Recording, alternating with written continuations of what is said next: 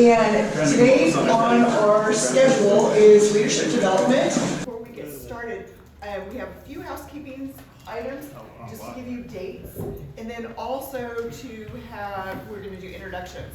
So to put on your calendar, next Tuesday is our bash. So it is $15 at the door.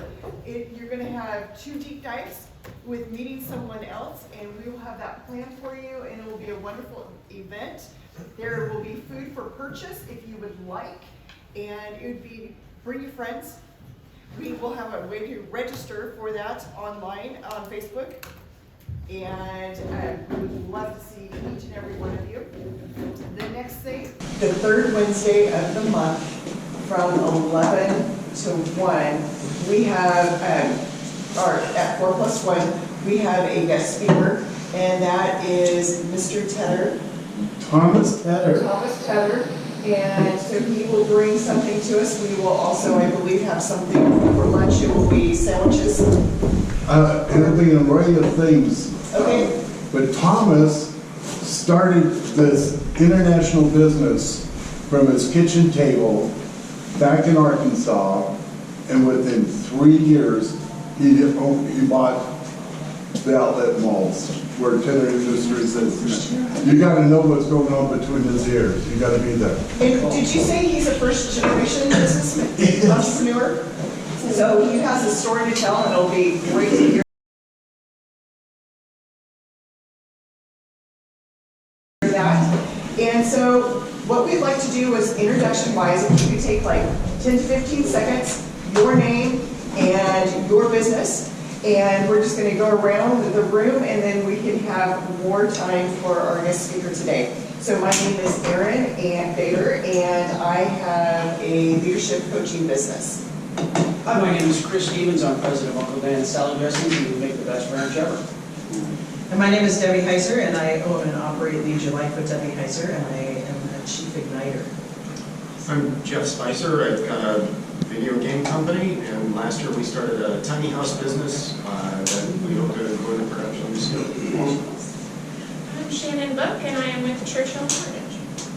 Mark Ward with Pop Pops Trucking. All your trucking, dump truck needs, you can call. Paul Kane Staffing, and we're a full-service staffing agency. Dallas Richardson with Sky Tower Council. We help you screw the IRS. Brittany Delphi, sales manager with Churchill Mortgage. I'm Mike Christensen. I own Christensen Wealth Management. I help people with their investments, and been doing that 23 years. Bill, I write books and do speaking and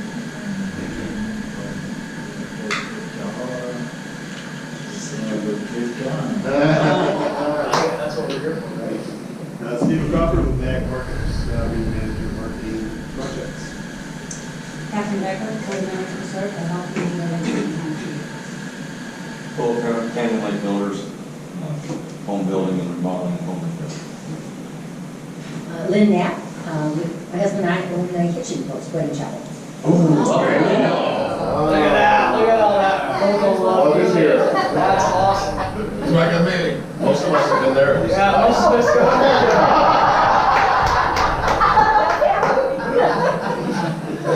Mills Jensen, Architects. My name is Nick Bonds. I focus on organizational development. Cody Huckins, New York Life, help you make really good financial decisions. Crystal Hoskins, CLR Bookkeeping and Beyond. I do the stuff that nobody else has to do. I'm Sean Hoskin, and I'm an amateur film person that's screwing everything up. My company is Creative Tech, and we do home audio, video, restaurants, and office installs. I'm Andy Sador. I have Safe Harbor Anti-Human Trafficking. Yes. I'm Carly Shillington. I'm an independent consultant with LifeVantage, focusing on an alternative way to take approach to your household. Well, There's a book. Yeah. It's a genetic application. I'm sure you've seen people are heard, people that you really want to meet afterwards, so we'll give you time that you can have some discussions afterwards, and we just welcome each and every one of you. So glad to see you, and I am going to turn it over to Chris. Really glad that everybody is here. We're starting to see the faces on a regular basis again. That just warms my heart because this is all about you guys. All right, so we got some new people here, so welcome if you've never been to these before. Nels, thank you very much for giving the opportunity and putting up with me and trying to set this series up, and I think we got some. That's the easiest part. So without further ado, because guys, I'm so excited because this woman changed my life. Thank you. Okay, so I think some of you have heard where I was back in April when my staff had pretty much told me, hey, dude, you either need to leave, get the hell out of the way, or figure out what you're going to do. And a few months later, I reach out and I meet Debbie, and one of these things that you start to learn out is when you open your heart, all right, and you start to say, hey, I need this, it's amazing what comes to you. What's even more amazing is when you start taking advantage of those things that are laid in front of you. Some people call it luck, some people call it good fortune, some people call it opportunity. All right, but the ability to identify that, when you open your mind and you set your ability, and of course this is my piece before I introduce Debbie, when you set your mind on what it is you want to do, if you're sitting there going, man, that opportunity opened up to me and you didn't act on it, and then another one opens up and you didn't act, those opportunities are there for a reason. You open up yourself to receive that vibration, okay, that positive energy that's going. And this is what we got going on with what we're building here. You can start to feel it coming. Nels, we're starting to feel it in the groups, that vibration, that positive energy. You want to be part of something great. Okay, and we've got that. It's starting to form. It's still an ugly ball right now, okay, but it's a ball, all right, and we're getting the thing rolling. So without any further ado, I'm going to introduce Debbie Heiser with Lead Your Lit Up Life. Debbie Heiser, she does podcasts, so I fully say get on her podcast because they're awesome. She really focuses on a lot of, I'm a singled out male in her group, okay, pretty much. There's two of us now. Okay. So, and there's a reason for that, all right? And that was because there was some learning curve that I needed to do because I don't have a lot of self-built empathy, and it's hard for me to put myself in somebody's shoes if I haven't experienced it, and a lot of the reason why I'm in her boat. So, Debbie Heiser.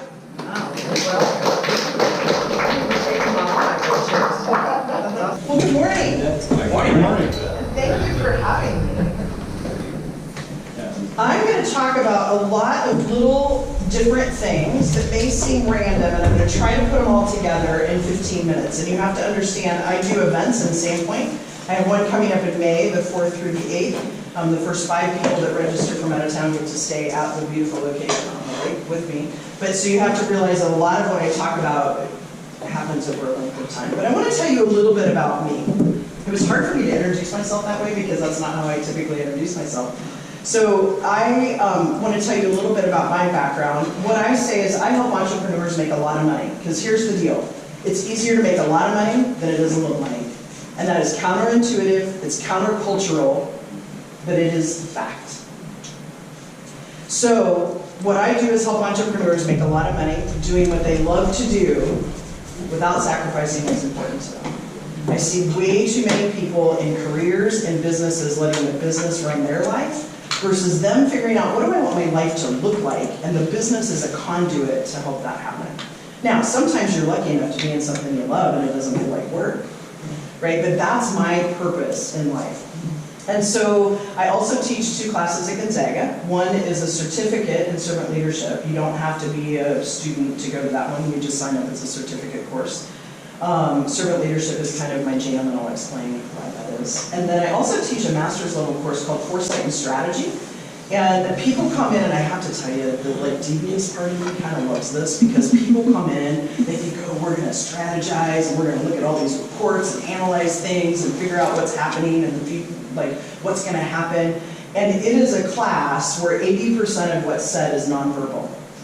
And we do a lot of what's called social presencing theater and talk about where we're stuck to get unstuck, because it's to get your head and your heart and your soul, like that peace, that intuition in you, to all come together, because we tend to stay here a lot, right? And we have a knowing about us. Now, I'm not all woo-woo either, so I don't want it to sound like I'm super woo-woo here.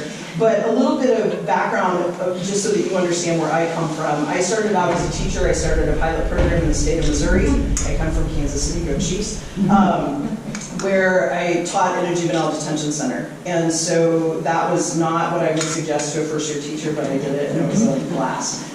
I left teaching, and I sold Yellow Pages.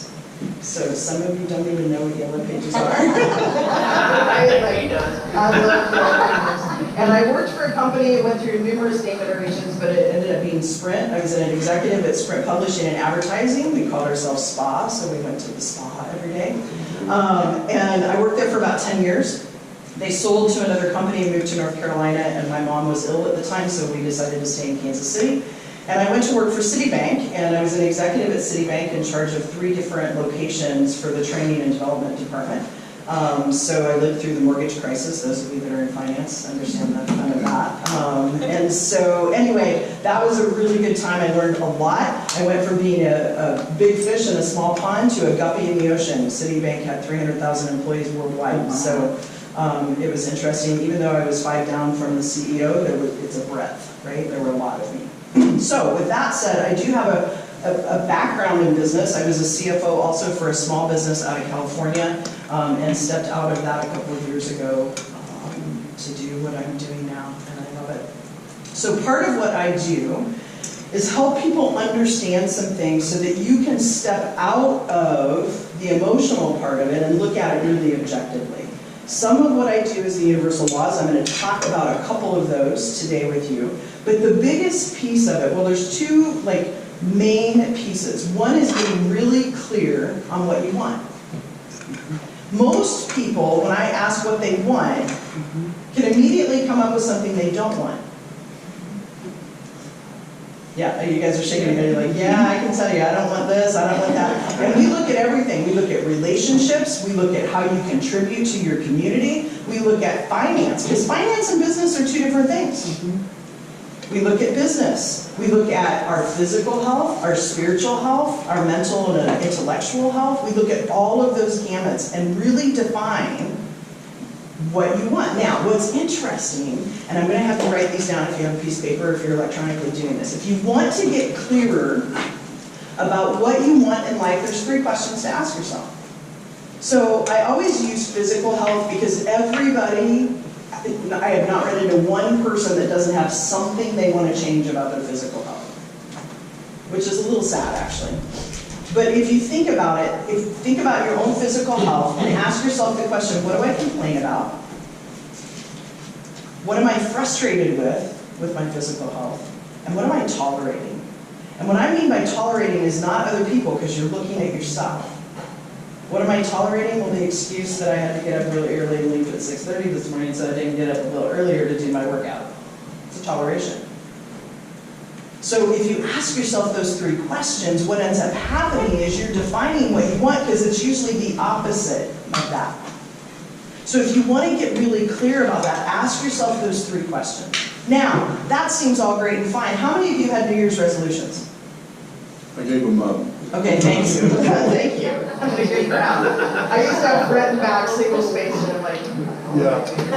exactly. So part of why I asked about that is because what happens, there's a book, and I can't remember which one it is, I think it's Switch, that talks about there's a path, right? We create the business plan, we create the plan, the thing that we want to do, and that's the path. Then there's an elephant. And some of you have heard this before. And then there's the elephant trainer, and the elephant trainer is that discipline that we have. That's our brain saying, oh, we should do this, which, by the way, if you're shitting on yourself, that's a critical parent in your head, comparing you to something else, and it's very dangerous to do that. If you call yourself your own worst critic, you need to call me now, because we need to get rid of that. But the point being is then you have this elephant trainer that's on top of the elephant, but guess what happens? We have these beliefs. And that elephant sees a mouse and believes that that mouse is going to hurt him, and so what happens? Okay, derail, yeah, I love that. He gets on top of the trainer. Well, yeah. Roles reversed. Right, roles reversed. But the elephant freaks out, right? And no matter how great that path is that we've set up for ourselves, he's like, screw the path, I'm out, right? Like he just jumps off the path and goes, or she.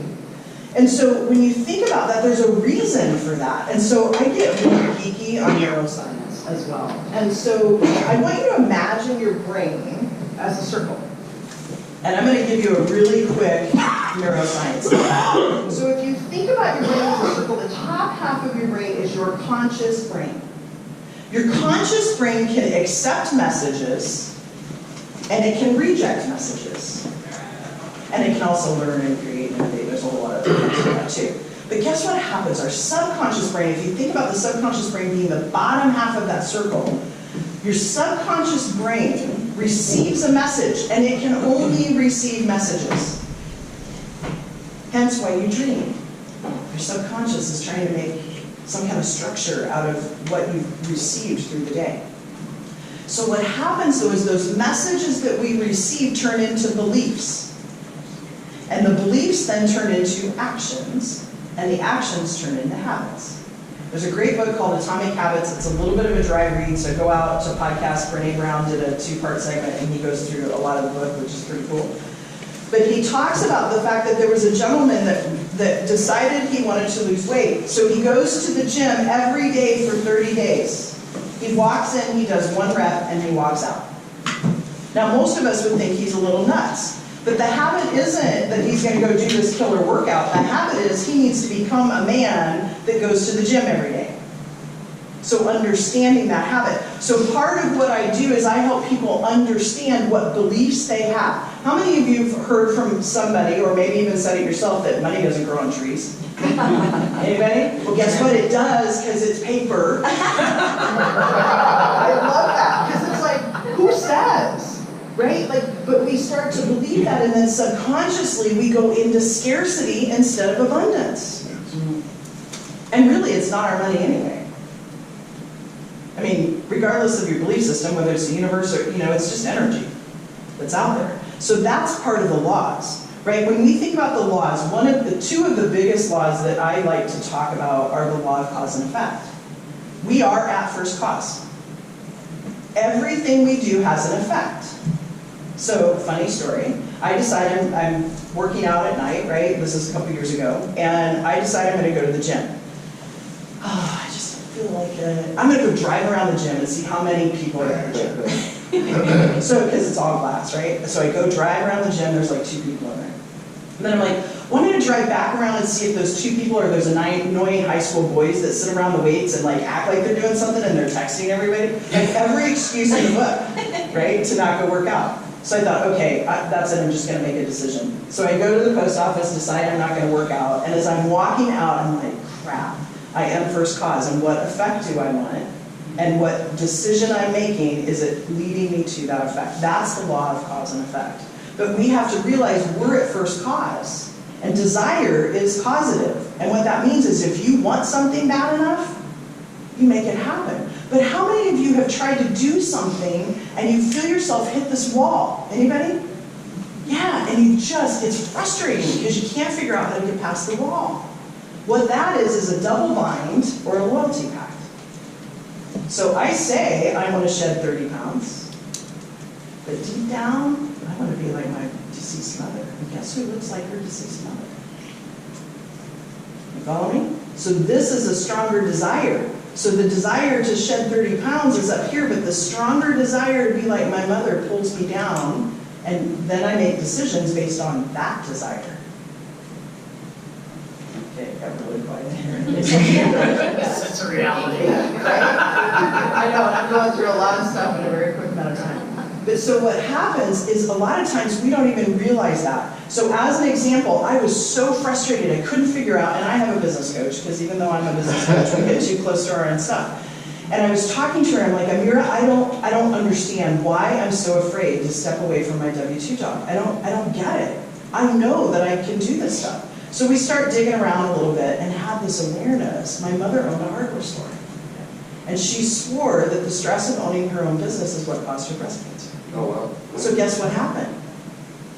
Ooh, I don't want to die. right? My brain's going, no, you don't want to die. So this desire to step into my own business gets pulled down because of this subconscious thing that I'm not even aware of. Now, once you become aware of it,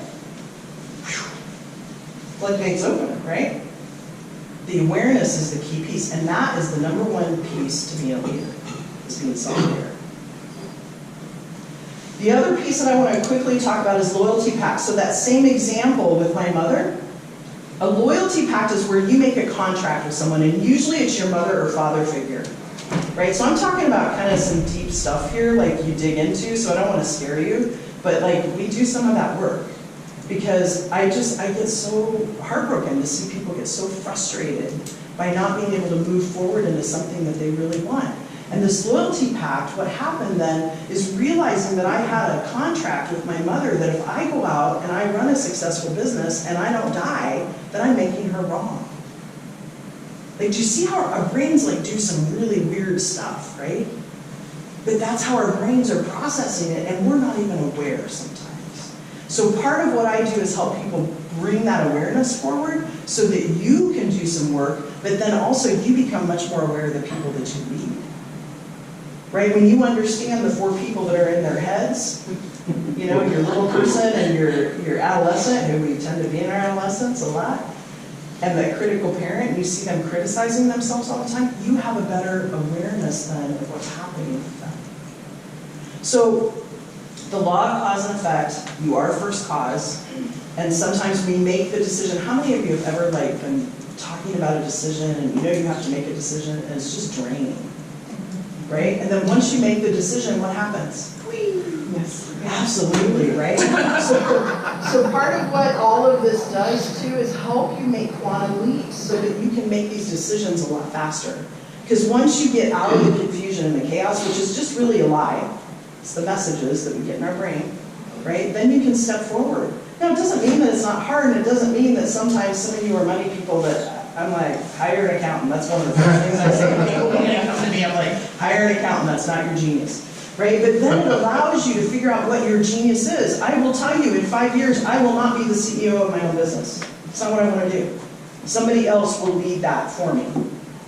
Right? But it's understanding that and being able to have a really clear vision of what you want. So typically, and if you decide to come to one of my events, which I hope you do, on the Thursday night we have a cocktail party. And I'm going to ask you this right now. You just introduced yourselves. I want you to vision for a minute. And some of you will have a hard time visioning out 10 years. Some of you will have a hard time visioning out 5 years.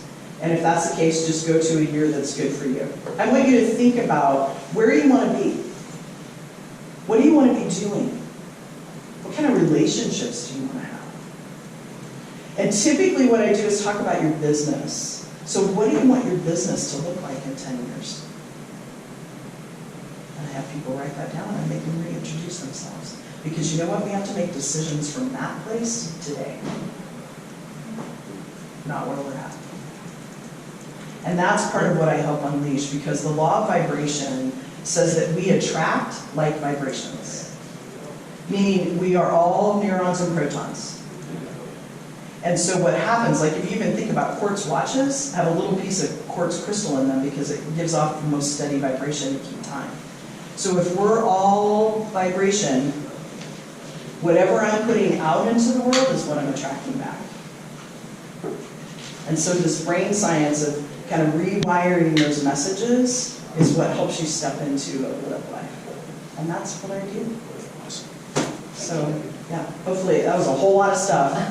Sorry. But if you want to know more, here's what I do want to tell you. If you go out today, I will tell you I don't have my March dates up yet, but I do have February dates. And I will make a commitment to you that by Friday I'll have my March dates in there. That I love to do a 30-minute free consult with you. And basically, I will promise you, you will be clearer after that 30 minutes than you were when you walked into it.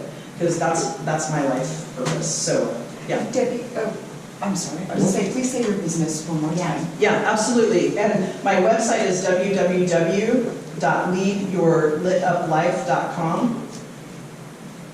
And I can also send you an email with the information. I had a QR code, and I have to admit I skied all day yesterday, and I didn't plan on skiing all day yesterday, so I didn't have my QR codes. But you're here today, so. That's right. I'm leaving my little lab. I was skiing yesterday. So if you go out to www.needyourlituplife.com, you scroll down just a little ways and it says book a consult. And if you go out there, it'll give you the times and dates. And then also look for our podcasts too. Yeah. You've got quite a few of them on there, they're really good. I loved your horse one here recently on the pushing the pole, that was great.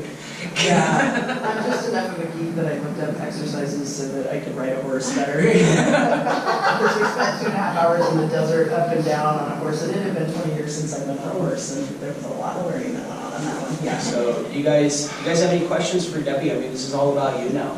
I have just a comment. Yeah. Those subconscious thoughts that we have that are unidentified, we've gathered them all our lives. Absolutely. So it's said about marriage, the most important thing is communication, and that's important. But when you enter a marriage, I think where the disappointment comes after the honeymoon is unmet expectations. A man will have an idea of what he thinks a marriage should be. She has an idea, and they may not even be able to express it because it's in the fabric of who they are. Totally. But if that isn't understood, you're setting yourself up for a disaster. So subconscious thoughts are devastating if they're not handled. True, and the opposite can be true too, right? Yes. The law of polarity, it's both sides.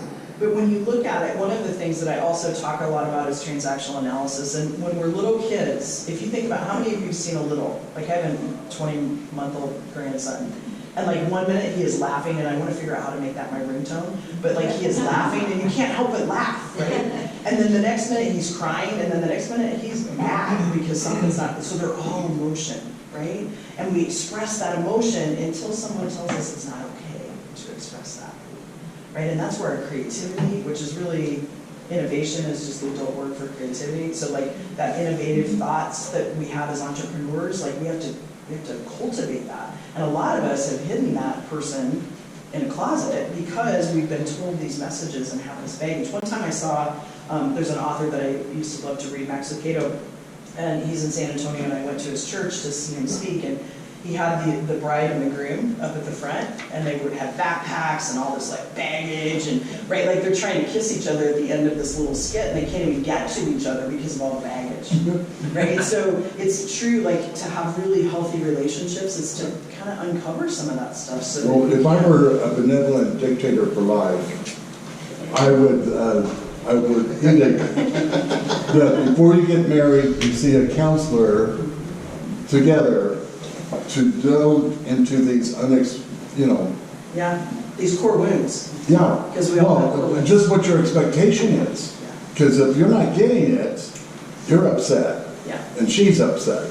Yeah, so there's a really Understand where you're going. Yeah.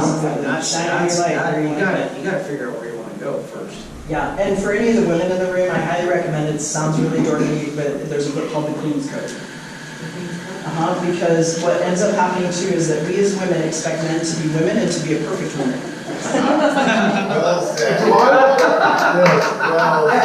That is a false expectation. Very true.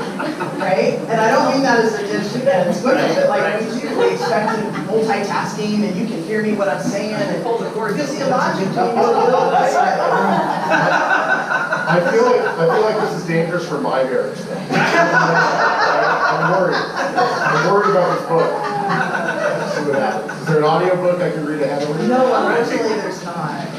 What other questions do you have for me? Yeah. So, I've been around small business for over 30 years. I've owned a business for over 10. Over the years, every now and then would hear a business coach, right? I heard the term business coach by more of my associated friends and colleagues more last year, maybe after COVID, than any other time. And always what my mind goes is, well, that's for a guy who owns a big company, who's got a lot of resources. In my mind, I'm saying, I can't afford that, especially as I'm getting a business off the ground here. I'm like, hey, I'm glad she's here, there's gonna be some great material, but there's no way I can afford to have a business coach. Can I answer that? Because we just went through this, right? You and I just went through this. I mean, this is, she looked me square in the eye and she says, what are you not getting done by not having that person do that work for you? What are you leaving on the table? And I looked her square in the eye and I said, you know, and we're talking about a $35,000 or $40,000 investment. I'm like, 150, 200K. She said, so what's your problem? You know, yeah, there's some short-term pain. You know, there's short-term pain in me hiring her and then have her coming to tell me I need to hire a handler, I need to spend more money. Yeah, that's a pill to swallow. But that's a little bit of my same, point though. But at the is- same time, Yeah. it's like, if I want to grow and advance this business to where I need to, Right. I need to start giving up some of that control. Yeah. I need to be able to say, hey, that money spent there is good money spent because I'm getting revenue regenerated from the outside. Because if I sat on it, Yeah. like, guys, I'll do it, and my stuff keeps coming to me as a president, I'm not getting to this stuff over here. Yeah, and kind of to that point, I run into this a lot, right? I'm sure you do Good too. question. I'm sorry, just to elaborate, I'm not saying you don't spend money to make money, invest money to make money. Totally. I'm saying that there's a lot of people that feel like I'm not at a point where I can afford to even make this investment to make my money grow. you know? Totally get it. I can't get into the stock market because I don't have 100,000, you know? Yeah. So, Yeah, and those are stories, Yeah. right? And it's a reframing of that is part of what Chris was saying. And part of it, like, I'll tell you a story. I had a gal come in to talk to me a couple years ago about, she wanted to start a massage business. She was working at one of these schools in Montana, right, making $12 an hour. And I'm like, there is no way she can afford me. Like, I had already pre-qualified her in my mind. She looked at me and she goes, I can't afford not to hire you. She made her income goal her first year and now has doubled it her second year. And because part of it for me too is multiple streams of income, right? And so part of what I help people see too, I just had another client freaked out about going to get a loan, and I'm like, so you're gonna go borrow $40,000 to create the business to be making $1 million? I'm not great at math, but like, right? And so part of it is, and it's scary. I get it. The first time I signed up with my coach, it was $15,000 for 3 months. And I don't get sick. I went to the bathroom and just about puked. Because I had never made an investment in myself like that before. That's part of it, right? We don't think we're worth it. And what ends up happening is when you step into it, there might be some short-term pain in the fact that, and I will tell you a true story that happened to me, right? Like, there's this short-term thing, and then we start putting on this vibration of scarcity. And then part of my job is to help you say, nope, be open to receiving. Because we're so used to, like, I don't even call it a budget anymore, it's an operational plan, right? Because we get into this mindset that we can't spend the money to go do it, and we shut off abundance. Now, there's a whole lot more to it, and I want to talk to you individually about, you know, like, the stuff. But it is an investment, I'm not gonna lie about that. And I will say, it's not just me, if it's a really good business coach, and I will say I've had 3 clients that, I had 2 that I actually said, you know what, you're not ready for me, let's stop this relationship, I'm not about taking money. And I had one that went to corporate America, she was doing a presentation and said, here's what I can come in and help you do as training, and they offered her a job of a lifetime, and she's like, yeah, I can take it, right? But the rest of them have all doubled and tripled their income after working with me for a period of time, right? And you're on the trajectory. It may I add something to that? So if you want to go faster with a coach, you can go 3 to 4 times faster than you could by yourself. Yes. So that is written everywhere in the statistics. And there is such a thing, which I'm not quite sure if you offer, but it sounded like with your other speaking engagements, there is group coaching. I was wondering about that. So there's Like a trainer. options. Sometimes you can't afford a personal trainer, but a group collectively can afford a trainer for them.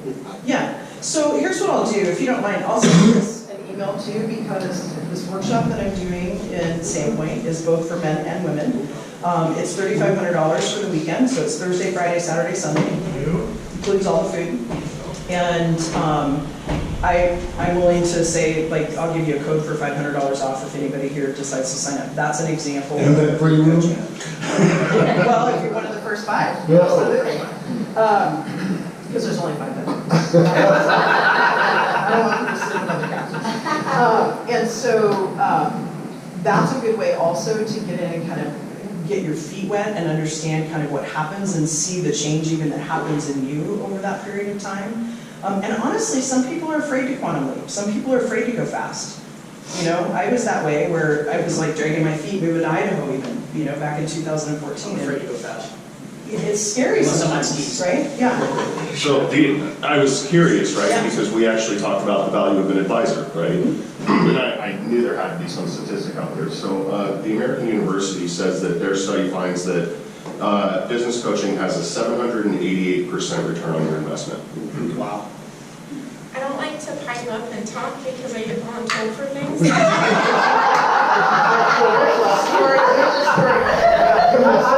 got voluntold here a couple weeks ago. So I recently joined Churchill, right? Like I told you guys that I'm brand new to Churchill. I'm not brand new to finance and mortgage, but I took a more than 50% pay cut to join Churchill when I left the way that I did. And I will tell you right now that if I didn't have my business coach or my life coach involved, I would have fallen apart. I would have fallen apart. I probably never would have left.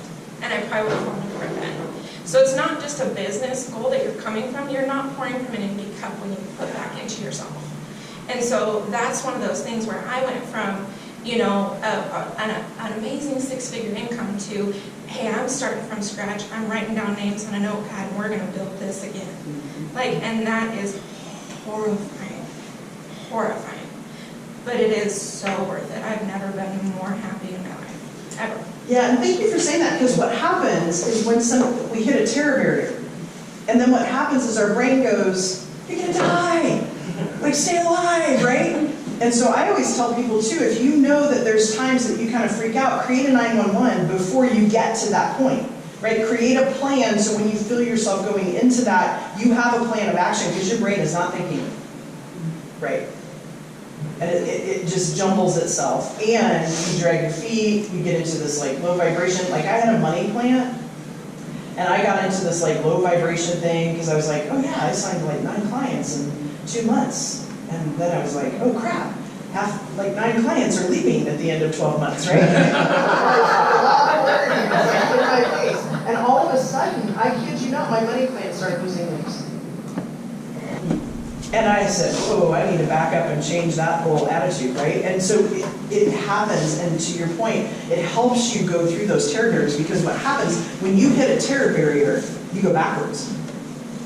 And a lot of times you can start to spot it, but if you have somebody else, they can ask, a really good coach asks you really good questions to get you to find your teacher. Really hard question. Yeah. Well, and again, I used to hear of a business coach every now and then from time to time, and in the last year, I've heard so many people talk about a business coach. It really does seem to be the thing that's evolving to grow a business. It's clarity. Right? It's really what it helps you get. That was my biggest problem that I had with being held back, was clarity. I knew where I wanted to go.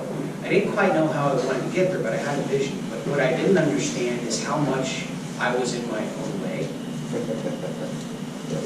Right? It's unbelievable how much we get in our own way. And it hasn't been until recently that I was at the innovation day that I was talking to somebody and I was explaining what I was going through. She goes, oh, you figured out you're in your own way.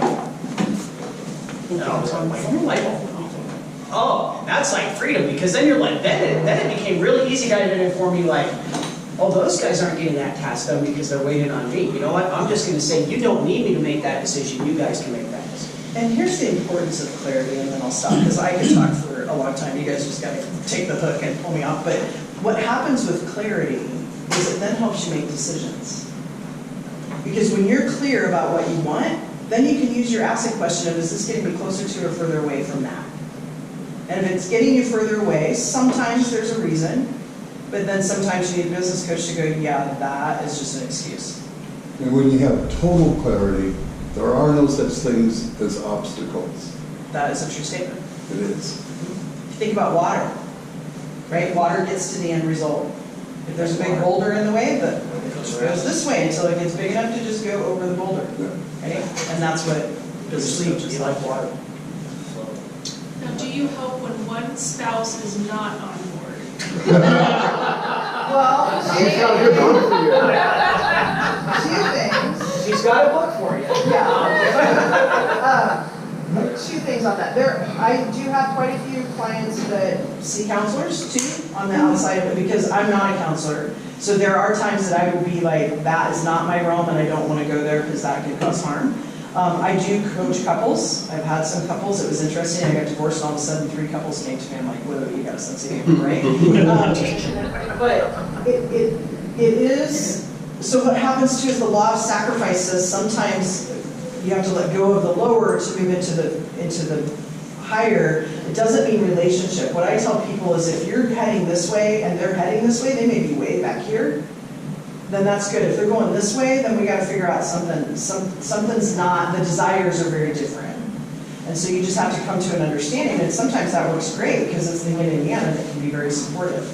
But it is important, it goes back to what you were saying, a lot of times, I don't know if you've seen, there's that sculpture where there's adults that they're wire sculptures, and they have these, their backs are to each other, and these 2 little kids are on the inside trying to hold hands. Right? Like they want to connect, but they just don't know how to do it because of all the baggage and the messages that we receive.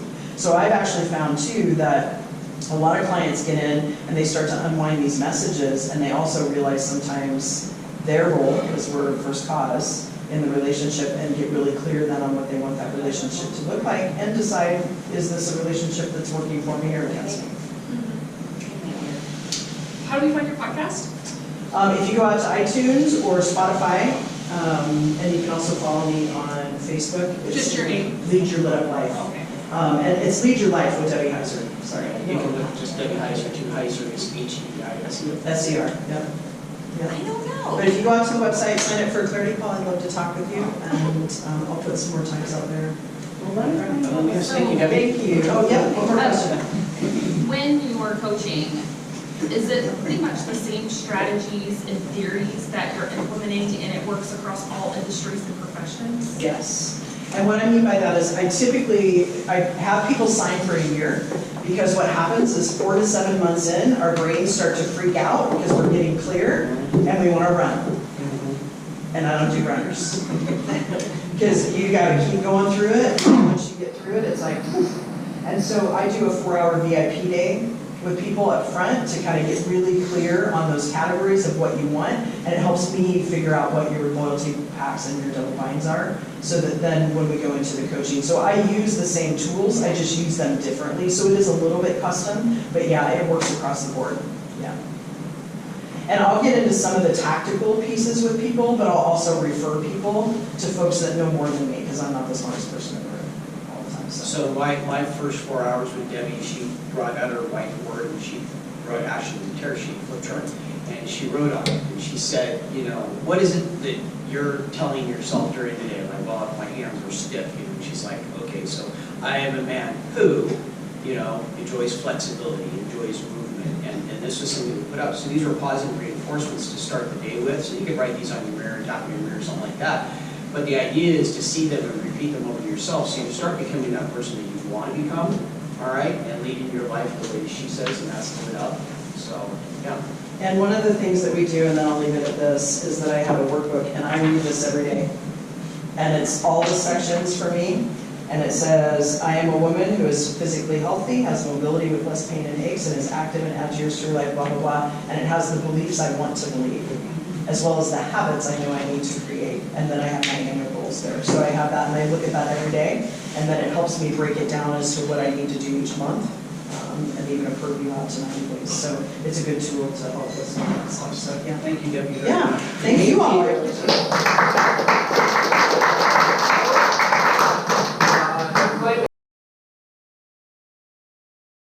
From an HOB standpoint, there's one thing that a group of us have been getting together a meeting on, and that is we feel like we need a call to arms. And what we mean by that is everybody who's part of business right now, who's part of a committee, who's part of the volunteer group of putting this together, we want to have a powwow together. We want to get everybody in the same room, really hammer out what it is each section, each piece of HOB is responsible for, and then point some direction and get some structure to what we're doing.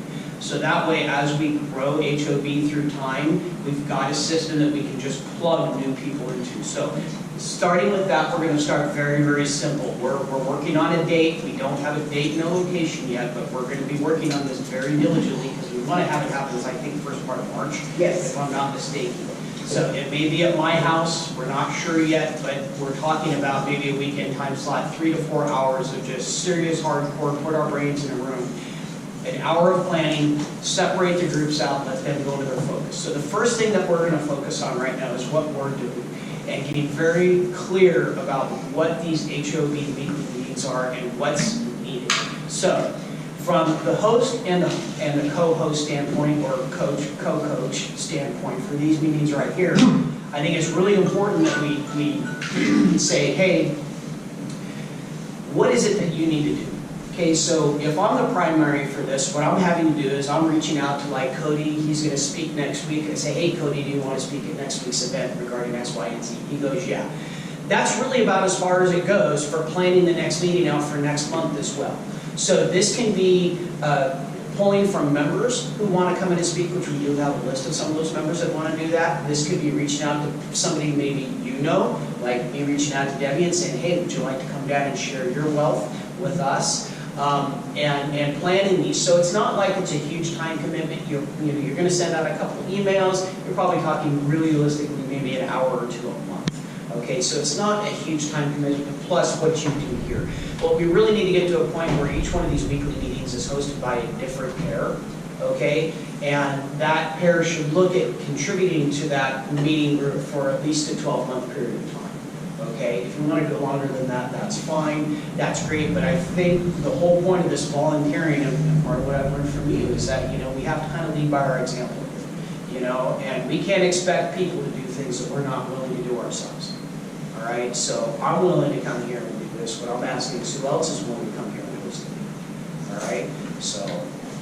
Well, you have the third week meeting. That's your meeting. Yeah, you have that. You're already. You just got voluntold. You're yeah. I'm a part of business. I've been voluntold. I went to that last meeting. I didn't hear this. Yeah, no. Because now you're the head. You're the man there. All right. So that third week of that marketing and community development and building hard business. That's really your baby and how you're building this. What we're talking about is those other 3 weeks we've got. So we've got me and Aaron. Aaron's doing one. I'm going to do another one. So we need at least one more host, and we need 3 co-hosts. Cool. So I'm putting the challenge out right there at everybody in this room. All right. If you'd like to step up to that role, we'd love to have you on board. So, and just to reiterate, it's 1 week a month. Yep. And it's just during this time, and possibly sending out an email, you will have a team that's in the background to help with that. Yep. So it won't be big responsibility, and then, as Chris said, to have that speaker. So you would just be in charge of that 1 week, and we're here to help you. We also are taking a week, and so we need all the help. We want your experience. We desire what you want for this group, and it's unfolding as we go. We're not quite sure what it's going to look like. It's going to evolve, and we're so excited that you're here and that we're going to make a difference, and it's all of us banding together. Yeah, anything else? Well, we started 13 years ago in this room, and I thought maybe 3 to 6 months long. And here we are, and we only had the 3 rules. Play nice, because you have to tell adults to do that. Serve others first, and promote, but don't push your business, because I did not want an institution. When it starts to feel clinical, you're dead. So what has remained is this organic feeling. So when they're talking about flexibility, it isn't that we don't know what we're doing, it's that we're changing with the times and the needs of the people that we're with. So like, one of my goals, and I have a hard problem with small thoughts, but 13 years ago, we crammed this room, but we couldn't expand out there. We had to find another place. Now, under new ownership, Dave said you can have a whole place. So you can feel the synergy in the room right now, but we need to make this a short-term room. We need to be out there where there's 120 people coming every Thursday. Talk about synergy and such, but you can help us with that by having an intentional thought of, I don't care who else does this, I'm going to invite someone. I call that the power of one. I got an We make that idea. decision. I think we should rent out the lobby of the Coeur d'Alene Resort. I think that's where the chamber still holds their meeting, their monthly meetings, isn't it? I In think the we should lobby? rent out the lobby, all right, as people are coming into the Coeur d'Alene Chamber event, we've got HOB. And they don't have to know right. that. That's right. So anyway, I said last week we can do this in 6 weeks. And it works if you share the same goal. Because it isn't about the biggest club in town, this is about what we're doing and what we need. And another time, we'll talk Project Unite, but we need all hands on deck because of the change it will create in our community. So, thank you. Thanks, guys. I appreciate it.